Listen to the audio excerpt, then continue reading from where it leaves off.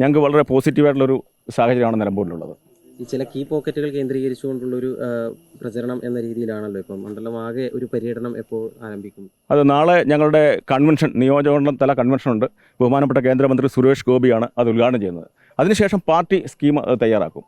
Party എല്ലാം വളരെ കൃത്യമായി, BJP സംവിധാനം വളരെ കൃത്യമായിട്ട് ഉണർന്ന് പ്രവർത്തിക്കും. അതിനുള്ള കാര്യങ്ങൾ ചെയ്യും. ഇവിടെ മൂത്തടുത്ത് തന്നെ ഇന്നലെ ഞങ്ങൾ പ്രോഗ്രാം ഇട്ട് വന്നതാണ്. ഇവിടെ ഞങ്ങൾക്കിപ്പം നിങ്ങളിങ്ങോട്ടൊക്കെ സംസാരിച്ചാൽ ഞങ്ങൾക്ക് ഓടിയെത്താൻ കഴിയില്ല. വളരെ പ്രവർത്തകരൊക്കെ ആകാംക്ഷയായിട്ട് പല സ്ഥലത്തും നിൽക്കുകയാണ്.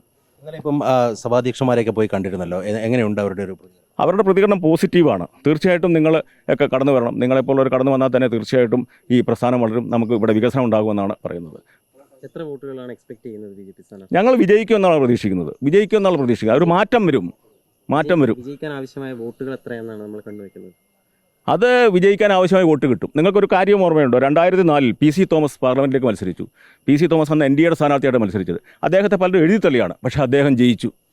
അതും ക്രിസ്ത്യൻ മേഖലയിൽ നിന്നും അദ്ദേഹത്തിന് BJPക്ക് അനുകൂലമായ ഒരു വലിയ തരംഗം വന്നുണ്ടായി ജയിച്ചു. അതേപോലെ ഇവിടെയും സംഭവിക്കും. അതാണ് ഞങ്ങളുടെ പ്രതീക്ഷ. PV അൻവറിന്റെ സാന്നിധ്യം ജയപരാജയങ്ങളെ നിശ്ചയിക്കുന്നതിൽ ഘടകമാകാൻ സാധ്യതയുണ്ട്.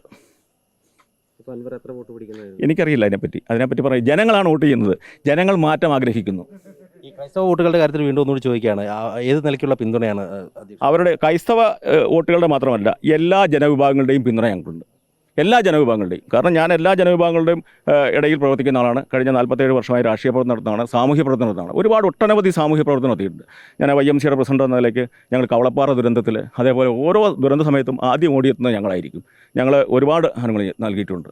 അതുകൊണ്ട് എല്ലാ വിഭാഗം ജനങ്ങളുടെയും വോട്ട് കിട്ടും എന്നാണ് ഞാൻ പ്രതീക്ഷിക്കുന്നത്. ശിവസേനയും ഹിന്ദു മഹാസഭയൊക്കെ ഇവിടെ മത്സരിക്കുന്നുണ്ട്. വോട്ടൊക്കെ അങ്ങ് കഴിഞ്ഞ ദിവസം പറഞ്ഞ അടിയൊഴുക്കുകൾ ഉണ്ടാവുന്ന അത് ഇവിടെയായി മാറും? ഇല്ല, ഒരിക്കലും ഇല്ല. അതൊക്കെ വെറുതെ പേരിന് മാത്രം. അതൊക്കെ അവർ സ്പോൺസർ സ്ഥാനാർത്ഥികളാണ്. ഞങ്ങൾ ഇന്നലെ മനസ്സിലാക്കിയിടത്തോളം അങ്ങനെ ഞങ്ങൾക്കെതിരെ ഞങ്ങൾ വോട്ട് സമാഹരിക്കുന്നത് കണ്ടപ്പോൾ അങ്ങനെ സ്പോൺസർ ചെയ്ത് നിർത്തിയിരിക്കുന്നതാണ്. അതൊന്നും ഇവിടെ കാര്യമായി ബാധിക്കില്ല.